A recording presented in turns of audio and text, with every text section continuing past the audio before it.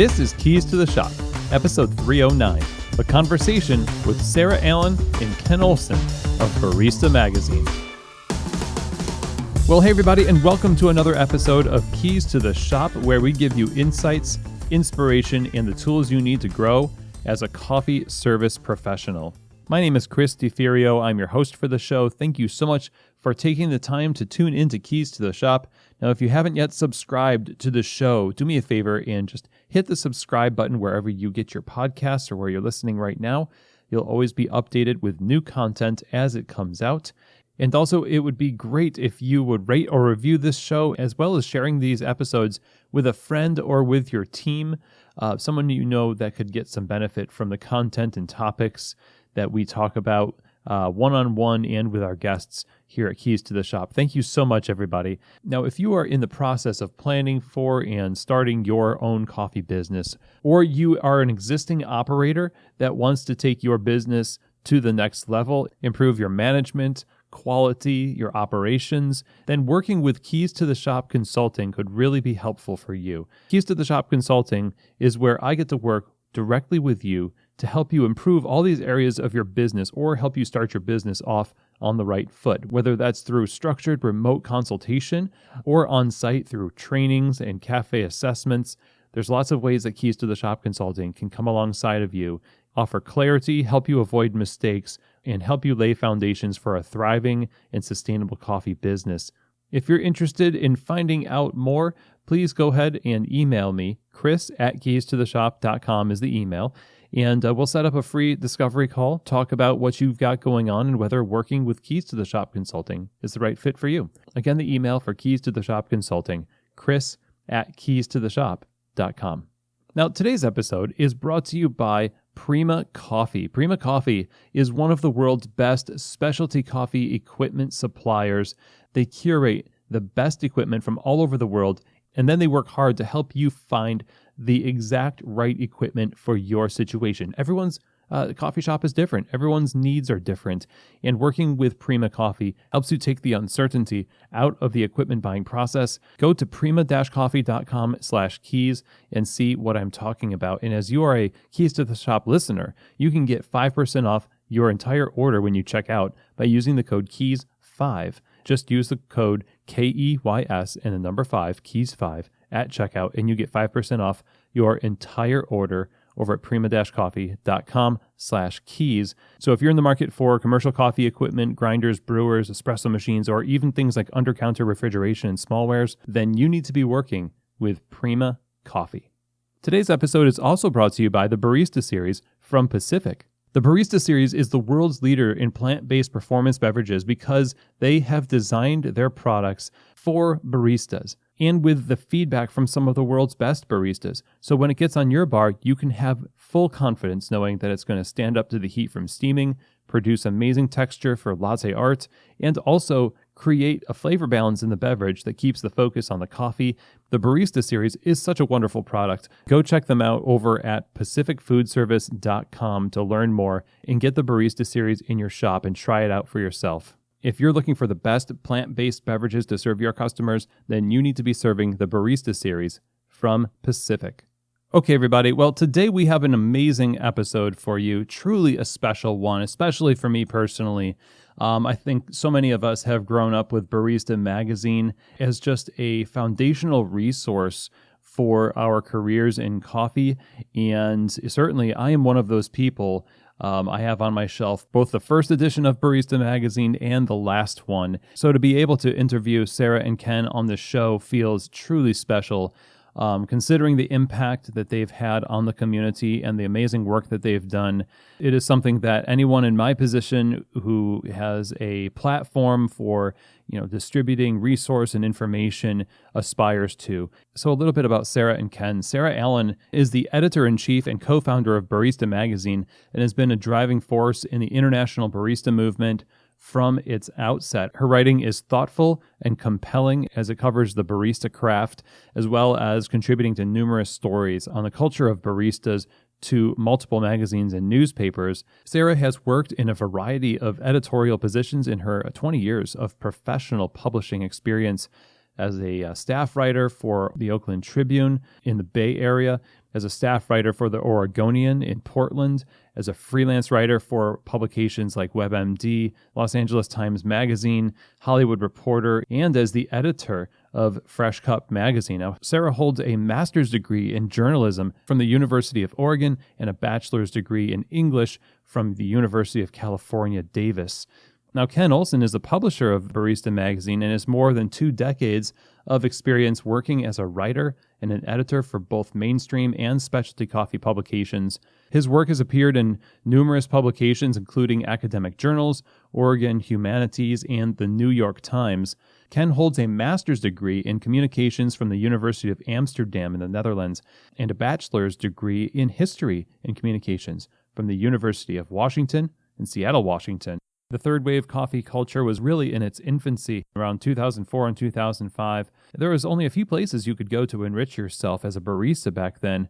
Light scatterings of events, online forums and the like. What you didn't have was this cohesive connection to community that tapped into the heart of what it was to be a barista until Barista Magazine entered the scene. Their tagline, "Serving people, serving coffee," has been undeniably true throughout the now 16 years of publishing Barista Magazine. And because of the power of community, words, ideas, and connection, and the channel that was opened up and the platform that Barista Magazine provides, it has been one of the great catalysts that has brought about progress in the industry. So today I wanted to highlight their work and get the story of their founding, their evolution, philosophy on curating content and collaboration with the community, their thoughts on the future of coffee, and much, much more. So I'm really excited again to bring this conversation to you. Such an honor to welcome Sarah Allen and Ken Olsen of Barista Magazine. Well, Sarah, Ken, it is an absolute honor to have you on the show. How in the world are you? Doing well. Yeah, we're doing pretty good. It is really great to have you on the show. 16 years of doing Barista Magazine. I wanted to kind of get a little bit of the background of how Barista Magazine entered the scene. In those days, in the early 2000s, there was so much going on. And I want to hear about how you first decided to start the magazine in the first place that has had such a huge impact on the industry. Well, first of all, I want to say thank you for having us on your show. We're big fans of your podcast, and we've known you, Chris, for almost as long as we've been doing Barista Magazine. So it's really a pleasure to come back full circle. We started Barista Magazine because we saw a niche that needed attention. Specialty coffee itself is such a niche, but as we all know, it's a really vibrant and diverse and exciting industry. So within specialty coffee, there are so many other elements. The year was 2004 when we really started seeing so much activity in the barista specific community. This was right after the barista competitions had started, and this coincided with the formation of the original Barista Guild of America. So we like to think that we joined that perfect storm and really had pretty lucky timing. So yeah, there is a perfect storm of this movement in the industry where you came in, and you had been in publishing before, or you had been working for magazines or working with coffee in some regard before Barista Magazine, right? Yes. Well, both Ken and I have journalism backgrounds that we came to coffee with. Our introduction was when I got a position at another coffee magazine. Then we both really fell in love with this industry. But an interesting fact is that neither Ken nor I have ever worked as a barista. We come to it from a journalistic standpoint, and we leave the great coffee making to the experts. I like the tagline of Barista Magazine has always been serving people, serving coffee. So even though you haven't been baristas, you've been working for baristas essentially this whole time for 16 years. And that niche of the barista community through the competitions, especially in the Barista Guild,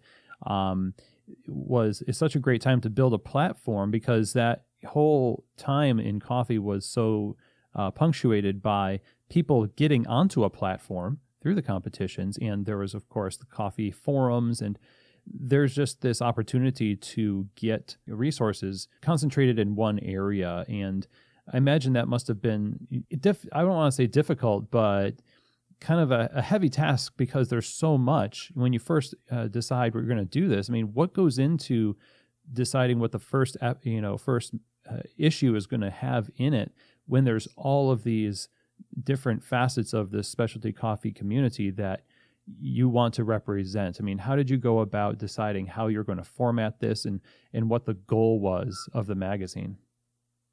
I would say our goal was to create a trade magazine that was unlike any other trade magazine at the time. Part of the way we did that was by focusing on people. At the time we started Barista Magazine, most of the trade magazines were more general in focus and focused on, a wider spectrum of, anything you might need for your coffee shop. And we saw an opportunity to do it differently. One was in the actual physical product of the magazine. We wanted to present a magazine that had as much care and thought and craftsman work that went into it as our readers put into their work. So we wanted to have really high quality materials. As far as the paper goes, we wanted the paper, as soon as you touched the magazine, that you felt it was something different. It was unlike the glossy, everything at that time had a glossy cover, and we went with a matte cover and with a really sort of a interesting texture, so that a person immediately forms a bond with the physical property of that paper when they pick it up, because it's different and you have a tactile memory of it. So like the actual physical magazine, we wanted to immediately look different, to feel different, and for the content to be different than what at the time was a traditional trade magazine, which was typically pretty cheaply produced, using pretty inexpensive paper, having a lot of ad pages to every page of actual content. And again, not focusing so much on actual individuals doing something as just businesses. That was our original approach, was to sort of mimic this artistry and craftsman work that baristas were putting into their daily work with our product. And I think we did a pretty good job of that, and we got a lot of positive feedback right away with the actual physical magazine we were producing.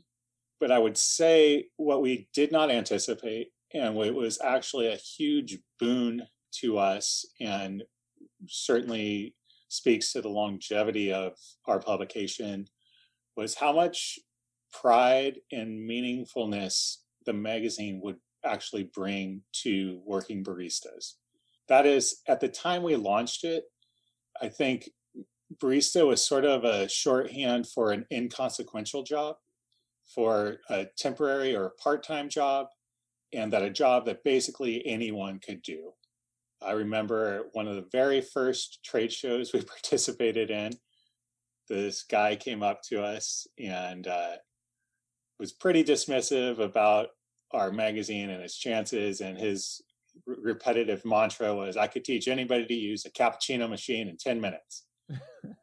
So, we don't approach it that way, and our readers obviously didn't approach it that way. And it was really, like I said, not our original intent, but it certainly has been our driving focus since then, that what we do is meaningful to people, and it gives them pride in their work, and they see that they are respected for the crafts that they're perfecting, they're respected for the skills they're developing, they're respected for their talents and for their ability to bring exceptional coffee to their customers, and hopefully in doing so they help improve the coffee economy for everyone, from pickers, growers, producers on down.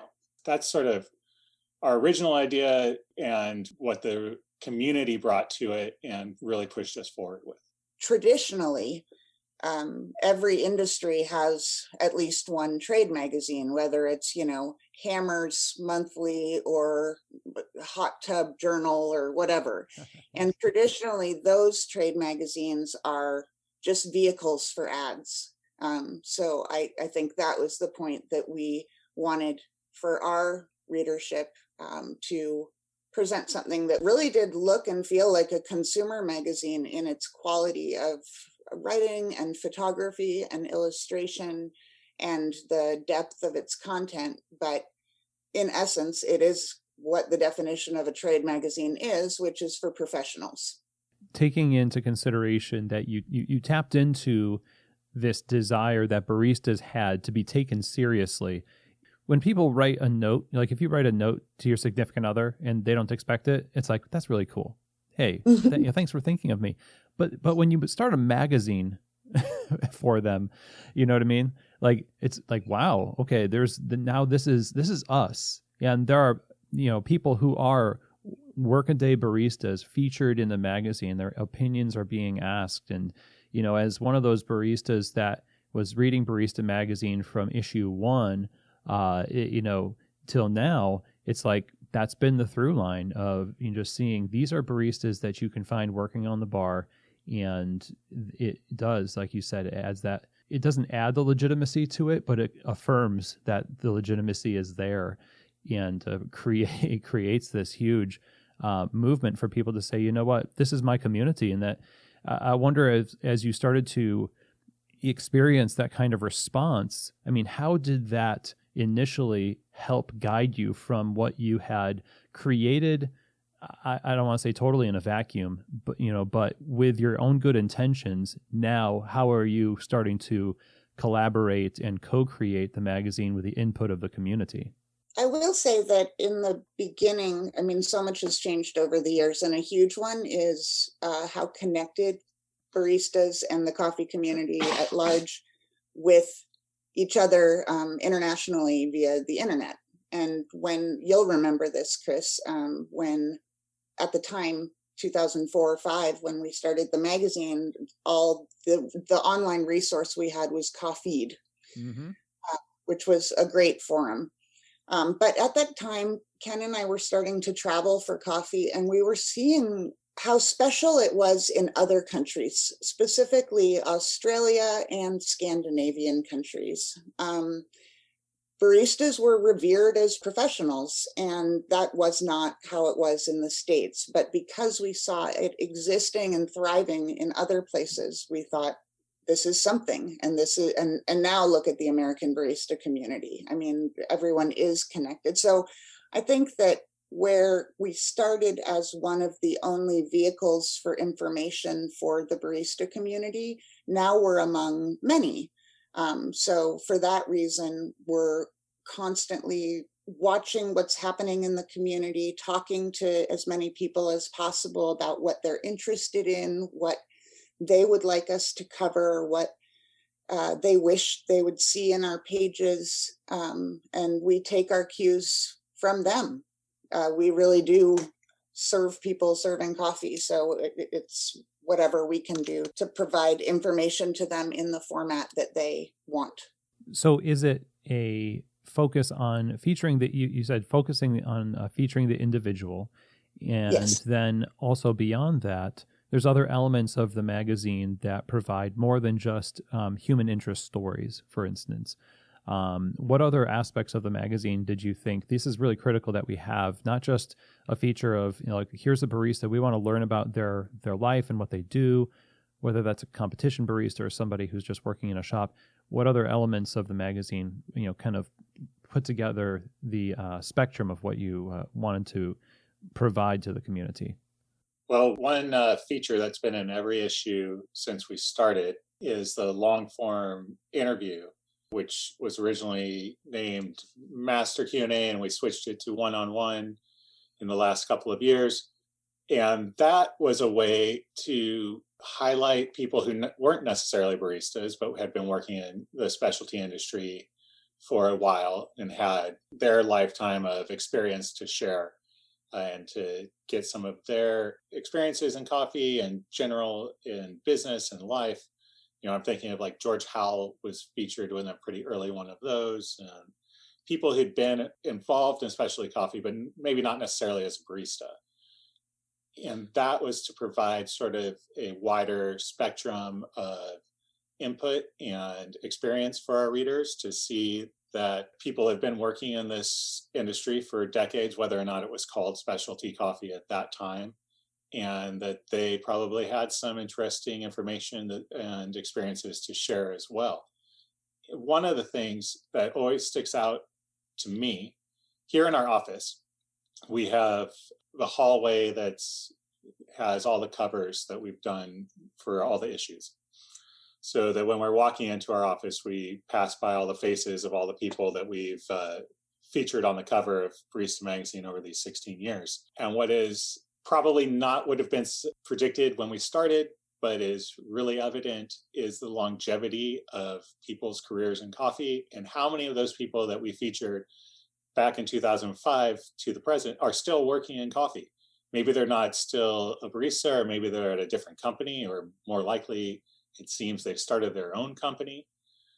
But it really shows to me that we read the situation correctly when we started the magazine, that people were not becoming baristas necessarily just for a part-time temporary job.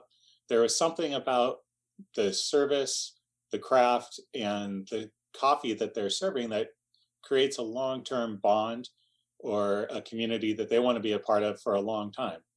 So that is also part of the validation that we get from continuing our work and doing what we do every day, is saying that, man, you remember when we put, I don't know, Bronwyn Cerna on our first cover? Well, I just saw Bronwyn when I saw you last at Coffee Fest Anaheim. Mm-hmm. She's still awesome as she ever was, and she's still working in coffee, and has no sign of quitting or slowing down. And she's held, I don't know how many positions since that first cover feature on her, but she would be a person that we originally covered as a barista who would totally be suitable for a one-on-one conversation at this point, because here it is 16 years later, and she's held a number of positions. So I guess my point is just that, again, when we started the magazine, we got a lot of questions about how can you have enough stuff to write about? Why would you want to write about these kids? Why they're not going to be doing this for very long, and saying that all of that is incorrect. You can write about coffee every day. You can write about the people who make coffee every day, and you never run out of material. And just to add to that, because you were asking about the way that we structured the magazine, and there are regular features. So really, as it's become evident, the people are the heart and soul of the magazine, and also Ken's and my heart. But as in terms of other content that we offer, we always include field reports, which are reports from consuming countries and also from producing countries.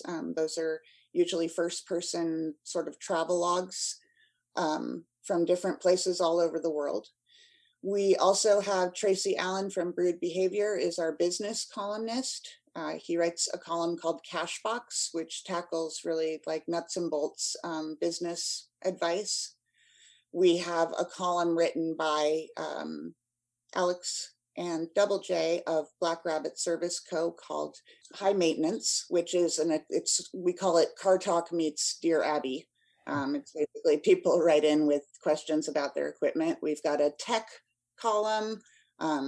So we try and provide that culture and that inspiring background on what it means to be a coffee professional through all these different lenses. But then we also really want to provide a lot of tools and education that people can use to be better and more successful business owners. It really reminds me of how you were, Ken, talking about that guy who was dismissive and said he can teach somebody to use a cappuccino machine in 10 minutes. The mentality of kind of pigeonholing somebody into just use the machine and shut up, basically, to saying, no, the baristas in the barista role has all these other interests that are not just like novelty interests, but are integral to being a good barista. So the fact that you have all of those different channels available to learn more about mechanics, to learn about what's going on in other countries and producing countries, and these are all the things that baristas wonder about. But I think historically, and unfortunately still might be the case today, and I know it is, a lot of baristas are like, I want to learn more, I want to expand my view, and I think that's a lot of what Barista Magazine does so well. Well, thank you. We really also very much believe in making it as available to people as possible, because I think that some of the education that's available now is costly, especially when you consider that a barista isn't making a salary. Normally they're hourly. I love that there are podcasts like yours that offer free education. Barista Magazine does have, the print magazine is a paid subscription, but it's as cheap as we can make it.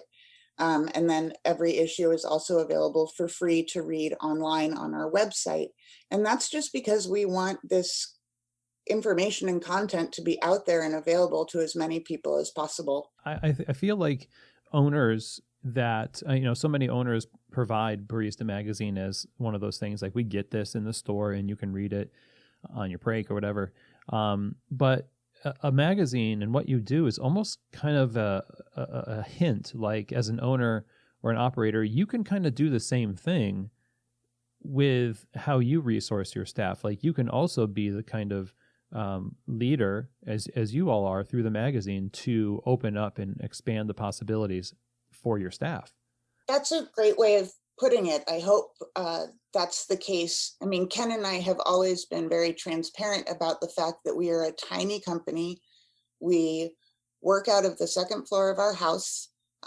We really identify very closely with the majority of our readership, who are, small business owners who are always trying to keep up with what the latest trends are, or, there's so much news constantly coming out.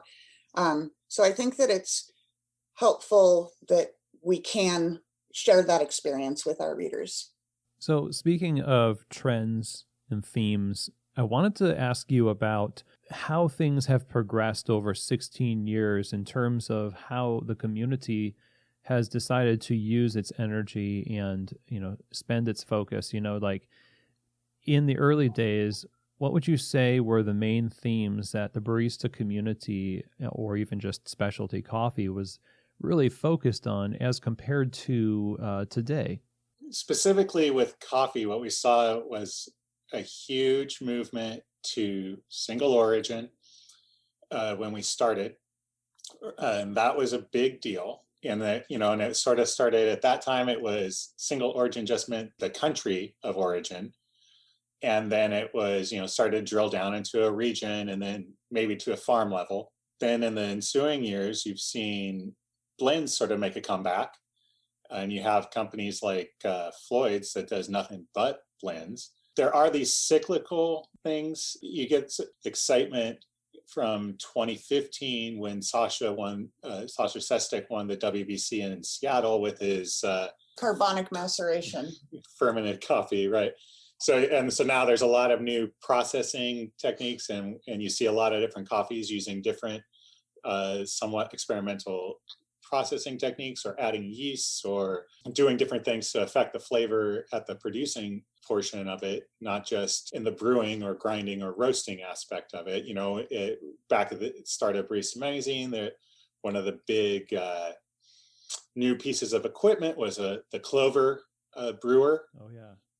Yeah, and that was a big deal, just the idea of having a by the cup brewer like that. And now we have different machines that can do similar things, from like the Pour Steady that can do a number of cups at a time, or the Cyclops, and then the Clover, of course, being bought by Starbucks. But that also, I think, is another trend that you see, is a lot of the stuff that takes off in the what I consider our specialty coffee industry, which tends to be smaller shops, very focused on doing high quality coffee and high quality work, are pushing the broader industry forward, where you see bigger companies start mimicking what they're saying in the smaller shops.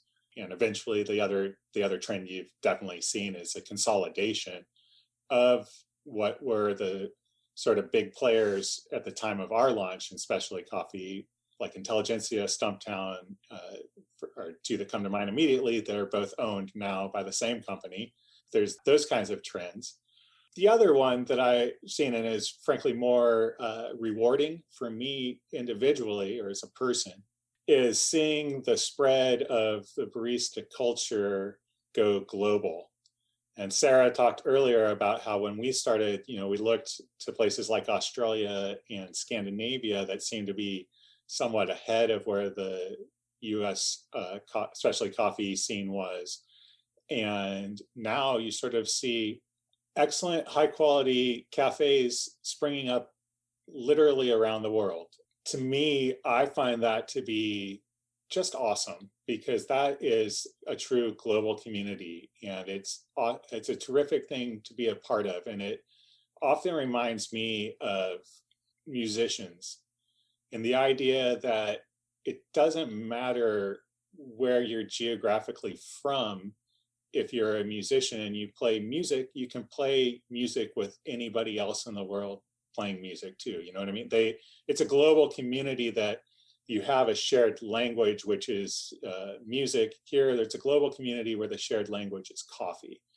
And it's really, I think in this time particularly, where we've had, and we're in the midst still of a global pandemic, it's a very scary time in a lot of ways. It's a very difficult time for small businesses, but it's still, I find, an inspirational time when I'm interacting with people who can be located anywhere in the world, but we all share these same values, and we're still all trying to do the same thing, which is create great work and do a great job at providing service to our communities. And certainly over the last year and a half, the baristas have been frontline workers in this pandemic, often dealing with huge stress levels, but still needing to provide their great service for their community and being proven an indispensable part of that community over this year. Whereas whether they needed to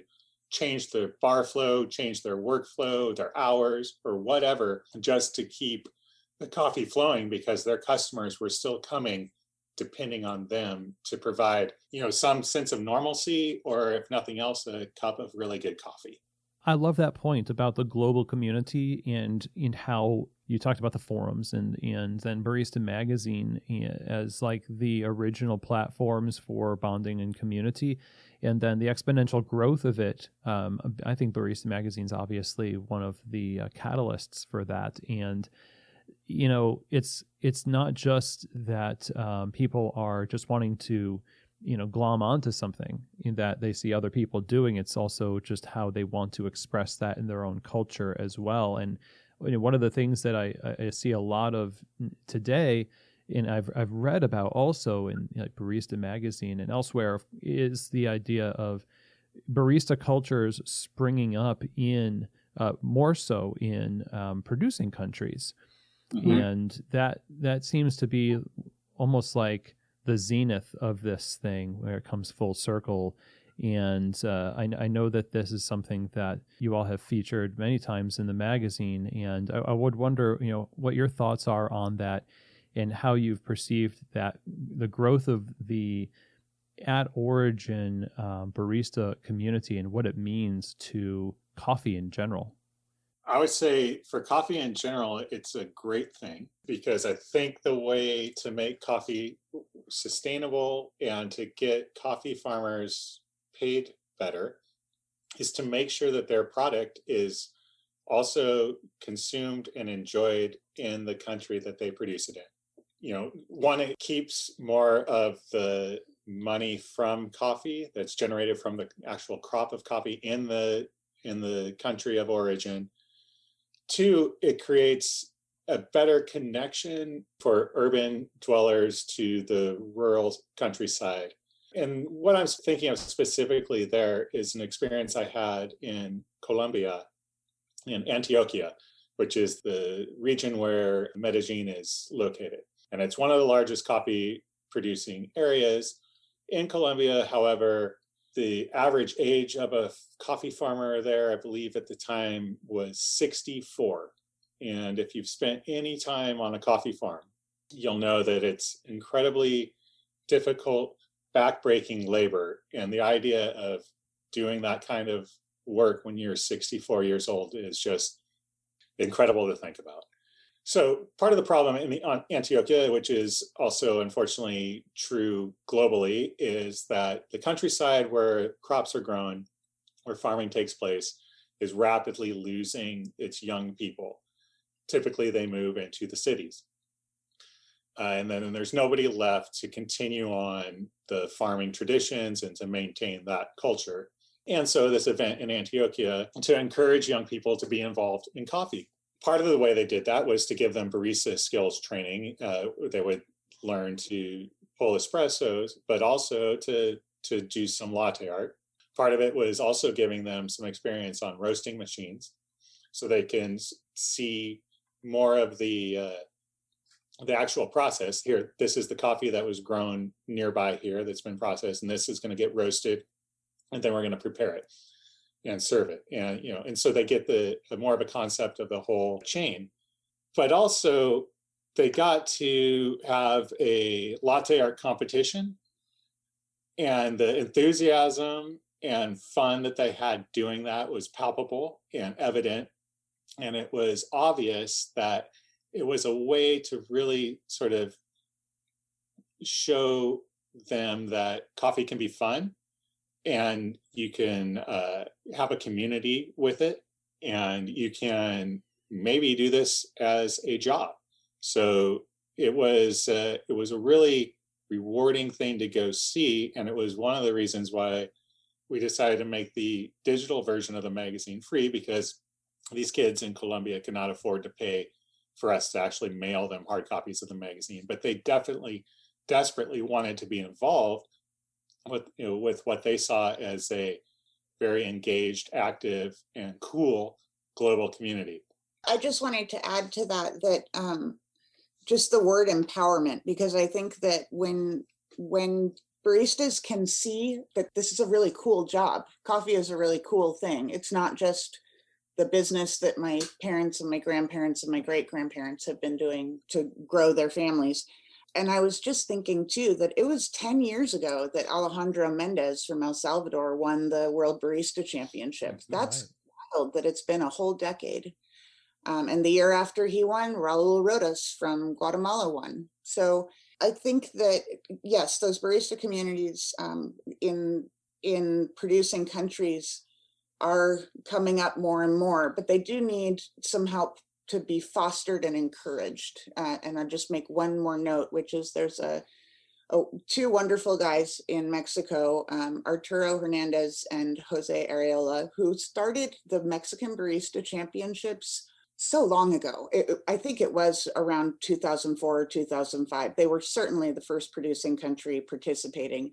And when you go to Mexico City and Guadalajara and other sort of bigger cities in Mexico, you would not believe how vibrant those barista communities are, and how connected they are, and the level of quality. And I think that it can be traced back to someone offering a platform, a place where they can be empowered.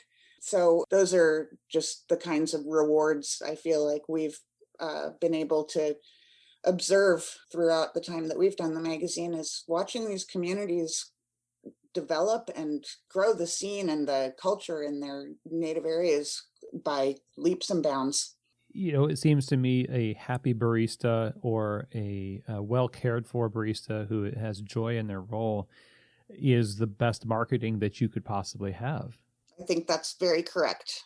I mean, the idea that these communities, especially at origin, are creating more value in their own countries is, obviously needing to have a community of people who are enthused about that. And I'm curious, too, because I have this assumption that being a barista now, like if you start off being a barista, there's a wealth of resources out there that can help you sort of find your way a little bit quicker. Do you find that that's true as you kind of look over the scene today and over the years and interact with baristas? Or is it that there's so many options for people to, get resources from that it's more intimidating than helpful? I mean, what's your take on that?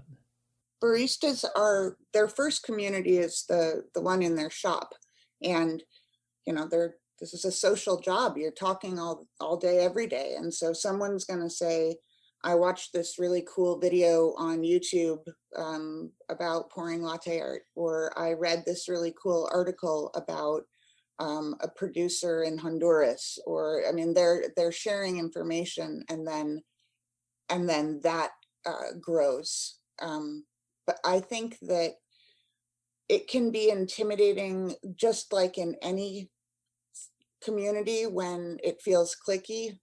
But I also do feel like there are more and more spaces for people of any background or interest level or age group or ethnicity to feel welcome and to feel encouraged to be a participant, to be an active participant. The guy said, I can teach anyone to use a cappuccino machine in 10 minutes, but I honestly do think this is a line of work that, yes, the passion should be instinct, but you can learn it. And so if someone's engaged and wants to do it, sky's the limit. It's interesting that you mentioned clicks, because over 21 years in coffee now, I remember people might feel like it's the same today, but back then I feel like it was almost a lot more cliquey. And it was focused on, like, if you're part of this group of people that work at this business, like a business-based or brand-based identity, like if you worked for these people, then you were it.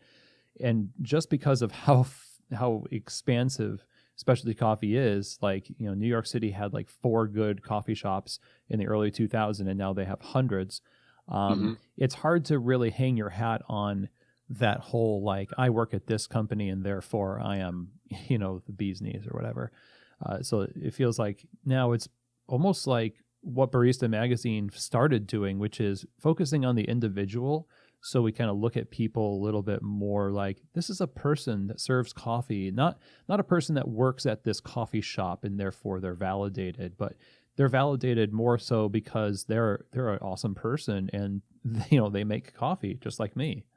That's a really interesting point, Chris, because back in the day, there were teams from different coffee companies who would come in and it was intimidating. But that is something that we've tried to do since the start, just sort of anticipating that people very often don't stay with the same company forever. And so we want the people who are on our covers to exist, we want to celebrate them as individuals and as role models. As people who are, hustling and striving to make themselves better and make the industry better. I think that there's more humility today in specialty coffee. So it's just like what Ken said, things are cyclical, and ego has a different form today than it did back then. It still exists, but I do think there are more doors for people to open to cross into specialty coffee, where before it did feel a bit isolating. I would say that there's definitely a plethora of educational opportunities available now for specialty coffee people, and I think that's great. For all the nice things you've said to us about Barista Magazine, and I appreciate it, we are still just a tiny magazine, and we reach a tiny number of the people who actually work in coffee. We would like to reach everybody, but that's not realistic. There are millions of people that work in this industry, and I can understand, just like with school, not everybody learns the same way. Not all techniques are effective for everybody. Some people are more visual learners, some people are more audio learners. So I think the The proliferation of educational opportunities is nothing but good. The truth is that this subject, coffee, which seems so basic and simple, but as we've seen, you can dive as deep as you want on any aspect of the coffee and you still won't get to the bottom, whether or not the research hasn't been done or if it's just that there's that much data for you to observe or absorb. I also see the different ways that education has been incorporated in different things now, and I think it's great. This last year and a half, things have been obviously turned upside down in more than one way, but that event, Coffee Fest that I was at in Anaheim, where I saw you were leading a session in, I think it's called the Education Garden, which is just on the show floor. Like you don't have to leave the show floor to have a chance to get some education. And like I happened to drop in and listen while you were talking, and it was a really great session that you were leading. And I heard people raising questions to you and getting questions answered right there. You know, you didn't have to make a special trip early to the show to go to a classroom, although those things are available as well. The idea that education is constant, ongoing, and available everywhere, I think can do nothing but give consumers better coffee in the end. And hopefully that means that growers get better prices. Yeah, it goes right back to that. And by the way, thank you for stopping by. I enjoyed seeing you from a distance there. That was pretty cool. I think that's one of the coolest things. And it's a way to make it approachable for people, because I think sometimes you read the course descriptions or whatever, or you go into the classroom and maybe you feel like shouldn't be there, you're not qualified, whatever, that it's going to go over your head. So to be able to interact or participate or be sucked into something that's going on when you're just passing by, like to me, I think those types of educational opportunities are enormous and really beneficial to people. Well, it's a huge responsibility too, doing what you do. And, I feel this way about podcasting as well, that you're curating information for people that take it on the face of it, that if they're tuning into what you're offering, that what you're saying is legitimate, right? Mm-hmm. And there's so much to kind of filter through in the industry now. It's kind of a hard task to say, okay, well, obviously there are so many people out there right now with huge question marks in their brains about coffee and about running their store, or about what do I want to be in this business for 5 more years or whatever. And so when they tune in or when they read, just having the experience that you have automatically gives you this filter that says, these are things that we intuitively know, which I think may be also the advantage of being a small entity, that you have that institutional wisdom with you readily available to say, this issue is going to focus on this thing because, and these people are going to represent that issue because we kind of know that this is the right choice. This is the right person to write about this, or, this is the right topic to feature because it's of the essence of, it's of time. And I mean, have you felt that? Like, how do you deal with the burden, I guess you would say, to create, trusted educational pathways to people? And does that kind of hard fought for wisdom from over the years factor into how you make those decisions? If we are experts at anything, it's as observers, because it's our job to bring together the people with the answers. So I am certainly not, and neither is Ken, saying, we're going to tell you the right way to make coffee. What we're going to do is find the people who have the answers and bring them together in our pages to provide the correct information for our readers. And also, one thing that makes coffee so special is that most of the time, there's no right answer. There's no one answer. And so it's that subjectivity is maddening, but it also is part of the reason why we're all so engaged all the time. And there are always new things to be engaged with. You're reminding me of something we were just talking about today. On the cover of our current issue is Emi Fukuhori and Matthew Theus, who own Mame Coffee in Zurich, Switzerland.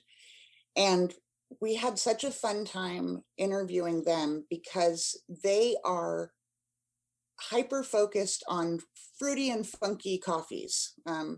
Whereas in the past, there have been opinions made by very trusted experts that the most integrity you can offer a coffee with is in as pure a form as possible, which means not roasting your own flavor onto it and not processing it. Clean coffee is the only way that you can be truly faithful and respectful to the coffee variety and the terroir. So to talk to Emmy and Matthew about this was super interesting because they were saying, well, the producer deserves to have a role in the presentation of the coffee, which is why they champion experimental processing techniques, fermentation. And so to see that, they're right. And so is the person who says clean coffee is the way to do it, because coffee does offer us the options to interpret it in so many different ways, as long as you're paying a lot of money for it. So that's the thing, is we're just constantly listening and watching what's happening and asking a lot of questions. Luckily, since we've been doing this so long, we have a direct line to a lot of people, so we can reach out and gauge interest and get opinions and try and present the content in as clear a way as possible, with the caveat that we are never saying this is the answer. I like that approach a lot. The idea that there's going to be some things that are contrary, issue to issue. Somebody might say something that is their opinion, and like you say, it's a big world. And honestly, a lot of the focus, the buzzwords beyond sustainability is accessibility. And everybody who's roasting a little bit darker these days, more blends, more, trying to buy coffees that aren't, just over 90 points and all that, a wider scope of consumer is being catered to. And I imagine a bigger spectrum of ideologies has to make its way in there. So getting a lot of different people's opinions and experiences in the mix is really cool. And again, back to the idea that, a magazine could be like this model of a business, like a coffee bar. If you're an owner or if you're a manager, getting the kind of good feedback from your team is essential to being able to make good decisions, right? So it feels like it applies both ways. Yeah, and I think that's why people working in coffee retail and roasting are so fortunate right now well, not right now, but at this moment in time, and when the world does open up more again, that there are so many events, and there are so many, from a giant trade show convention to a neighborhood latte art throwdown, or there's an event that I was just talking about that's happening next week called the Pittsburgh Coffee Week. And it's just, who knew 8 years ago that Pittsburgh was going to have a coffee scene that was vibrant enough to support a community effort like this. So to your point, I think it's important for owners to listen to their staff, for owners to talk to other owners in their city, to get online and talk to other owners and hear what baristas are saying outside of their own region. I always encourage people to read and listen to and watch as much as they possibly can, and listen to as many people as they possibly can. To stay on that a little bit, as we wrap up here, I want to kind of continue talking to people who have some decision-making power in the coffee business, whether they're just an operator or actually the owner. From your perspective, what would you say are the most pressing needs for baristas right now, and how do you think that owners or operators can build their businesses to address those things well? Well, I would say in the immediate near future, mental health it's always important, but I would think right now that has got to be one of the main challenges facing baristas. So not only are they now required to do all the stuff they had been doing, which is, creating great coffees with care and deliberation, while also, meeting whatever service requirements their setup has. But now it's also like they have to be almost social workers or be prepared to behave like a social worker in trying to diffuse tension, especially here in America, it seems, where the responses to the pandemic vary greatly depending on where you're physically located. And the rules and regulations for it can also vary greatly. And so you get a lot of situations where the barista is being asked to enforce health and safety policies that may get them pushback from their customers.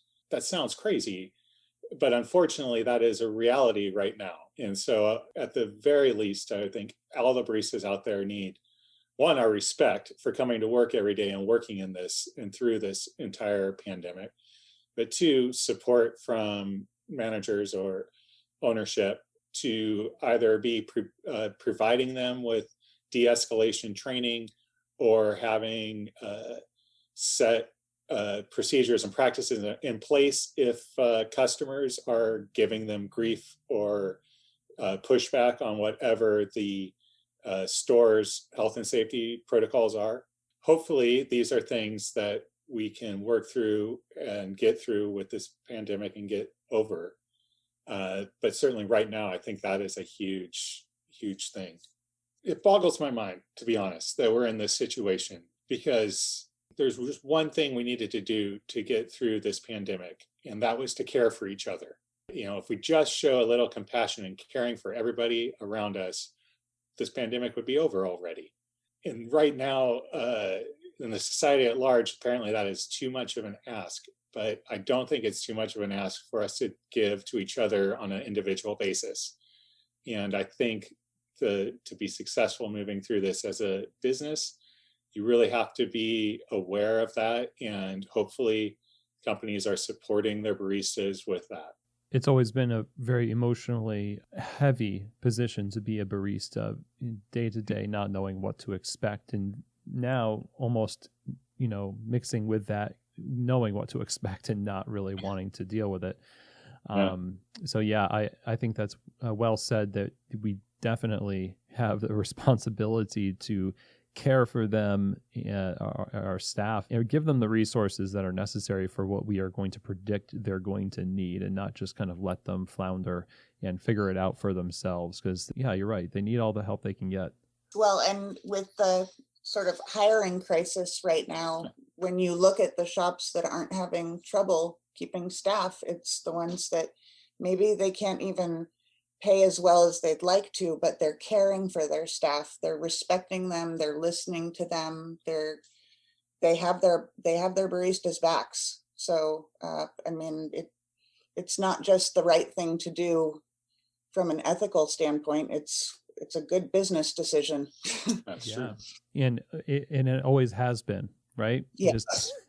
If there's one thing that the pandemic has shown us, is that the things that are suddenly in focus are things that may have needed to be in focus for a while. And so hopefully, as if we exit this thing soon, we end up with some of these renewed focus points. And it's just back to the idea of serving people, serving coffee, right? Yeah. That's right. Sarah, Ken, this has been fantastic to talk to you. I always enjoy talking and talking coffee with you guys. Where can people learn more about Barista Magazine? I feel silly asking this, but how can people stay in touch, and what can we look forward to? You can always find each issue, like I said, at baristamagazine.com. At baristamagazine.com, we have an amazing online team that produces original content 6 days a week for Barista Magazine Online. And we're very active on social media. You can follow us at Instagram at Barista Magazine. That's where any of these avenues, you can let us know about events that you have coming up, and we would be happy to send you swag and magazines to give away for no charge at all and promote your events on our socials. And when we are back up and running with in-person events, we are usually at them, and we love having people walk up to us and tell us about them and introduce themselves. And I mean, being in with and among the people who make up this extraordinary community is really, that's our number one priority. Thank you so much, both of you, for serving the community the way you have all these years, and for speaking with us today. It really was fantastic. Thank you, Chris. It was our pleasure. Thank you, Chris. It was such a great time talking to you. Well, I hope that you really enjoyed that episode, getting a peek behind the curtain of this incredible publication and the work that Sarah and Ken have done throughout 16 years at Barista Magazine. And as much as things have changed, the thing that remains the same is Sarah and Ken's continued dedication to serving people, serving coffee. I think the best of us in the industry, the best we can hope for, is to make a mark that is so impactful on the industry that it's a part of the fabric, and it's always been there. And there's no doubt in my mind that what Sarah and Ken have created and essentially co-created with the industry over these years is something that is a cultural institution for coffee globally. So of course, a huge thank you to Sarah and Ken for being guests on Keys to the Shop. Of course, I recommend that you subscribe to Barista Magazine. This is something that I think every shop should be subscribed to and get in the hands of their baristas. Be sure to visit them over at baristamagazine.com. You've got event calendars. You can subscribe there. You can explore their archives and, of course, read the digital edition and digital archives right there on the website. And be sure to follow them on Instagram over at Barista Magazine. Now, if you have any questions, comments, or feedback from me about this episode or any episode of Keys to the Shop, please reach out. You can just email me, chris@keystotheshop.com. That's also how you can contact me to inquire about Keys to the Shop consulting, chris@keystotheshop.com. Now, coming up here pretty soon in the next few weeks is the Portland, Oregon Coffee Fest. The 5th and 6th of November marks the final Coffee Fest event for 2021. Coffee Fest has been the best event to attend if you're looking to resource yourself and your team with what it takes to build a thriving coffee business for over 25 years. They've been doing it that long, and it just keeps getting better, providing seminars, workshops, trainings. Of course, there's the trade show floor, all the networking you get to do, the competitions, the throwdowns, exploring cool cities. There's a lot to love about Coffee Fest, and I really hope that you get to experience it. Go to coffeefest.com to learn more information about this upcoming show and the shows coming up in 2022. Again, all the information you need to learn more about the best event in the industry for coffee retailers is all over at coffeefest.com. And with that, that is the end of our show today, everybody. Thank you so much for joining me today. Don't forget to subscribe to Keys to the Shop.